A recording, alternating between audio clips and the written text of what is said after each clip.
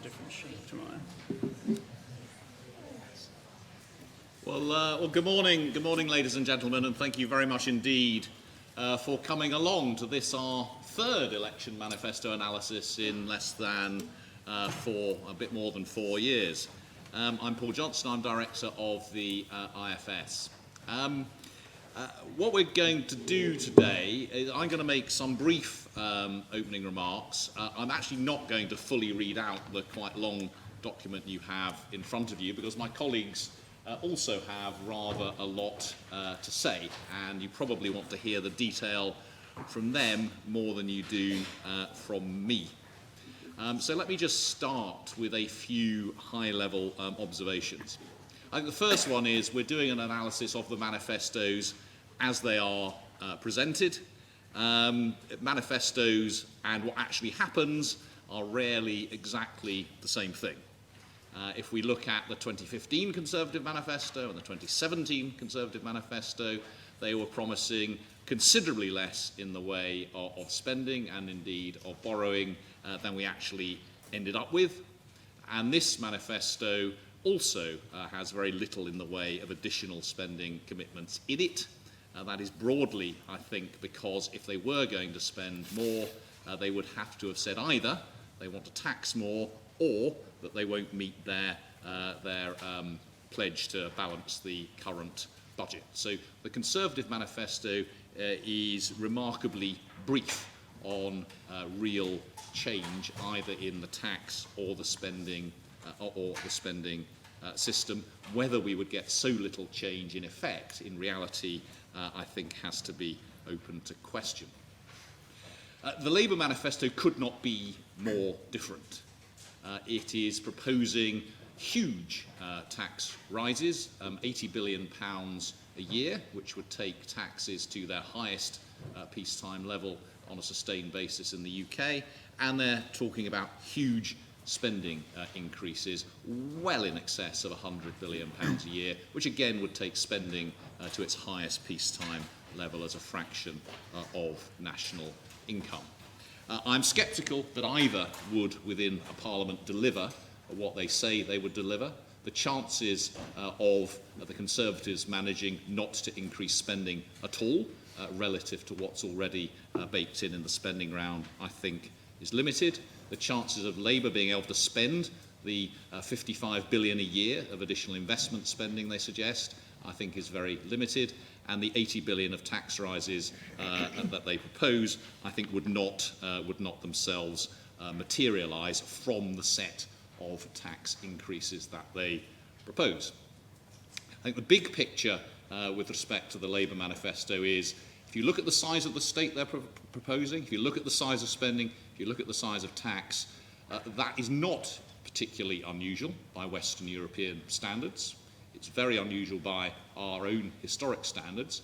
It's clearly a set of changes which are possible over time. Whether it could be delivered in a single parliament, I think, is open to question. Some of the promises in there are, for example, to abolish in-work poverty, when actually the one relatively modest part of the manifesto is the amount of money available for working age welfare, I think, is also open to uncertainty. Of course, the big issue in this campaign and in terms of what will affect the economy remains Brexit. We don't know where we'll end up under either party's manifesto in reality. The Conservatives are clearly proposing a pretty hard form of Brexit outside of the single market, outside of the customs union. And to the extent that they are serious about we will move out of the transition period come what may in December 2020, they risk at least something which looks rather like a no-deal Brexit. The Labour Party may end up remaining, may end up with a softer Brexit, may end up with the kind of Brexit that we're looking at the moment. Clearly, the harder the Brexit, the less good for the economy. I think it's impossible to say through any serious economic model under which party's manifesto the economy would do better. If we're looking at public service spending, as I said, very big increases under Labour, which would be enough to reverse the cuts that we've seen through the last decade. If you take seriously the Conservatives' proposals, we end up, even by 2023, with public service spending outside of health still well below, up to 14 or 15% below where it was in 2010. So austerity will have ended in the sense that some areas of public service spending will be rising, particularly in health and schools, and other areas won't be being cut, but in no sense will the austerity that we've seen over the last decade be reversed. Very little on social care in the Conservative manifesto. I think you can take the proposal that no one needs to sell their house as an uncosted and unworked out pledge.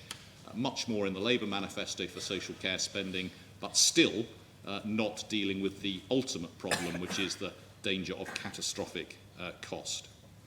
On welfare and the labour market, as I say, the Labour proposals are quite modest on working age welfare. They would reverse a bit more than half of the cuts we've seen since 2015, not much more, or probably a bit less than a quarter of the cuts seen since 2010.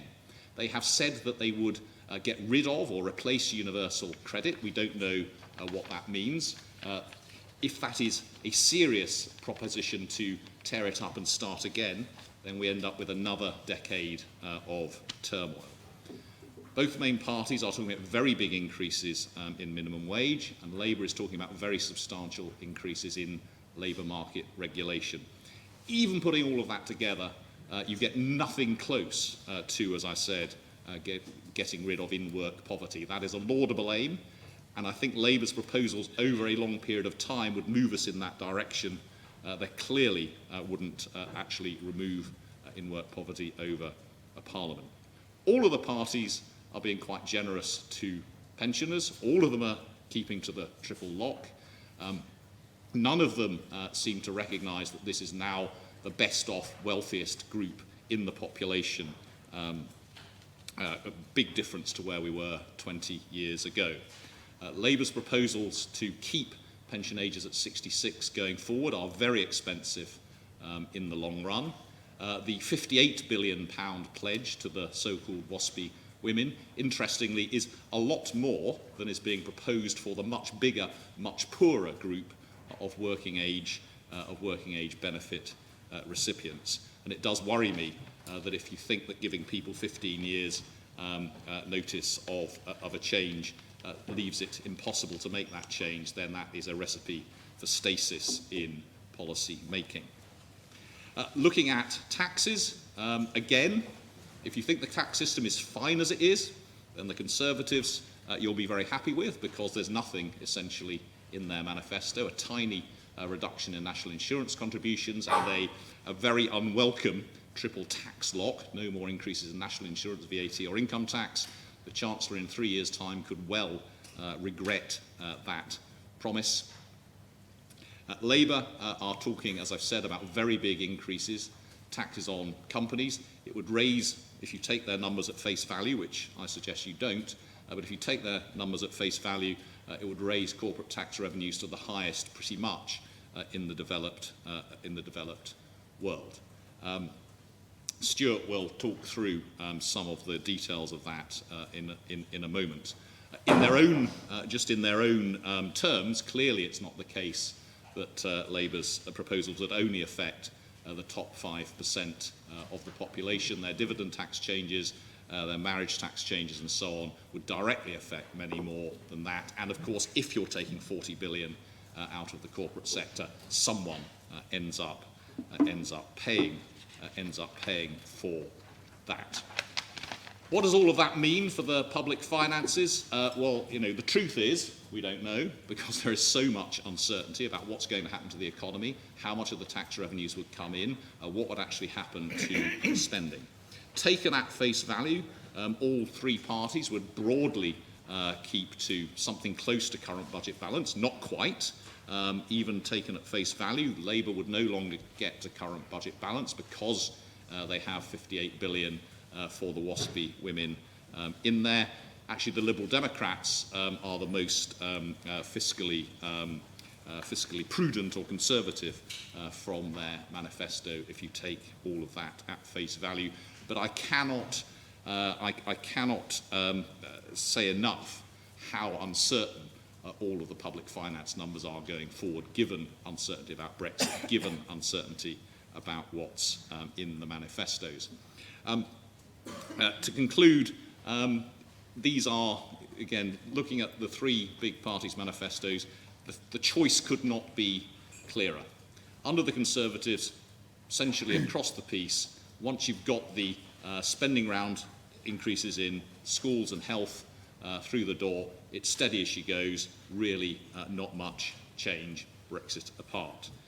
If you look at the Labour manifesto, it is clearly a blueprint for a long-term fundamental change in the role, size, scale and scope of the state in the UK, which would take us to a place where a lot of Western European countries are in terms of public ownership, in terms of levels of tax, spending and regulation, but very different to anything we've experienced in the UK, certainly since the 1970s.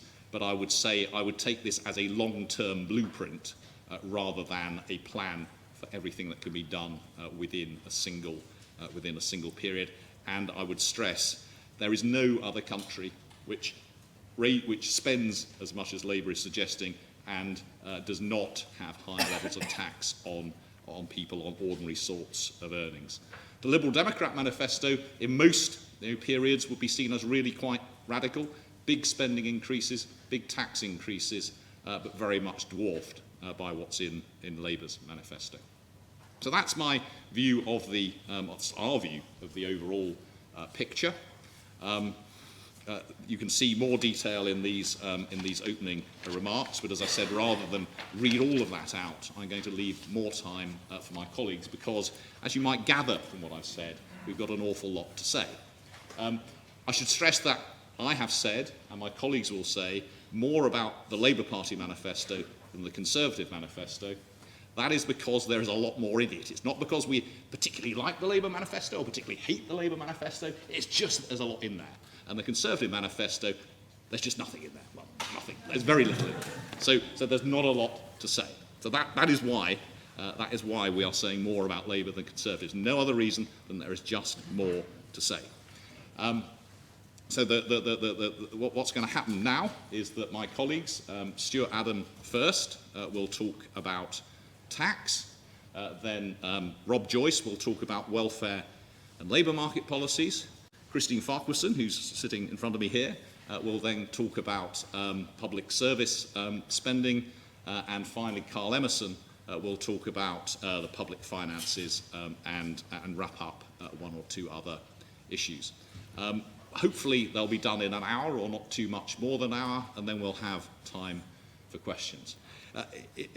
My final thing I'll say before I sit down is thank you enormously to my colleagues who have been working incredibly hard over the last few days to work out what these manifestos mean and to put these presentations together. And thank you also to the Nuffield Foundation, who provided some funding to help us do this, to do what I hope you will agree is an important piece of work. Stuart.